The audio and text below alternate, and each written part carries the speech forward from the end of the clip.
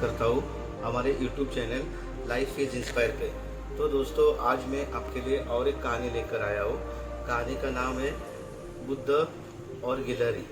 तो चलो दोस्तों, हम चलते हैं कहानी की तरफ। उसके पहले आप अगर हमारे चैनल पर नए हैं तो हमारे चैनल को सब्सक्राइब कीजिए, लाइक कीजिए और शेयर कीजिए और बेल आइकन पर सिलेक्ट कीजिए।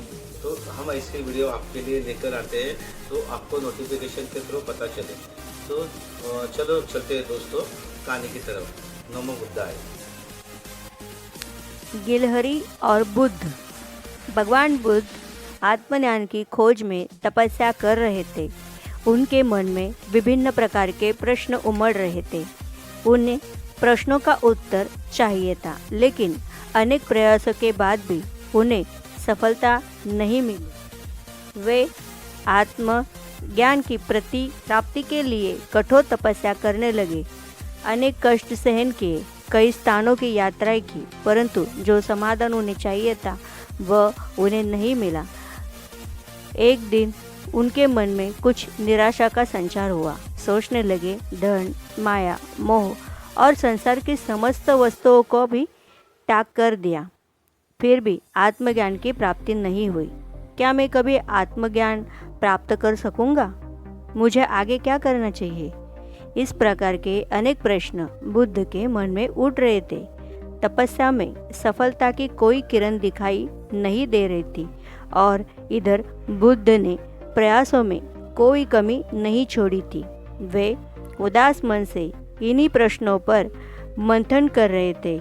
इसी दौरान उन्हें प्यास लगी। वे अपने आसन से उठे और जल पीने के लिए सरोवर के पास गए। उन्होंने एक अद्भुत दृश्य देखा। एक गिलहरी मुंह में कोई फल लिए सरोवर के पास आई। फल उससे छूटकर सरोवर में गिर गया। गिलहरी ने देखा फल पानी की गहरा में जा रहा है। गिलहरी ने पानी में छलांग लगा दी। उसने अपने शरीर पानी में भिगोया और बाहर आ गई। बाहर आकर उसने अपने शरीर पर लगा पानी झाड़ दिया और पूर्ण सरोवर में कूद गई। उसने यह क्रम जारी रखा। बुद्ध उसे देख रहे थे, लेकिन गिलहरी इस बात से अनजान थी। वह लगातार अपने काम से जुटी रही। बुद्ध सोचने लगे, ये कैसी गिलहरी है?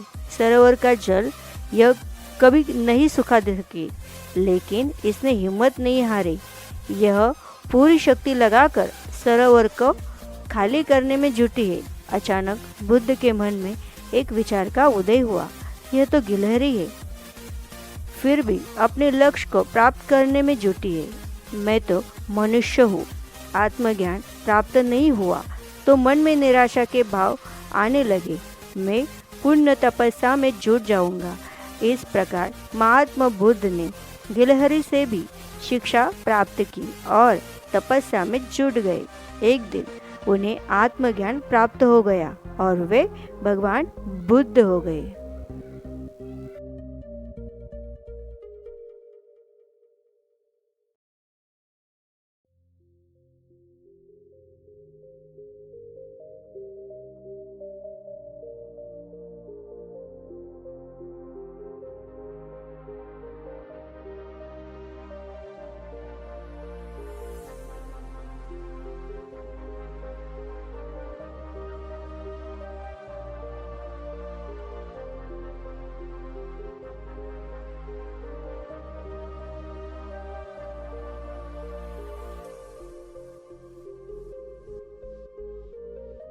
तो आपको हमारी कहानी कैसे लगी ये हमको कमेंट करके ज़रूर बताइए। और दोस्तों, अगर आपने हमारे चैनल को अभी तक सब्सक्राइब नहीं किया होगा तो सब्सक्राइब कीजिए, लाइक कीजिए, शेयर कीजिए और बेल आइकन पे सिलेक्ट कीजिए। Thank you.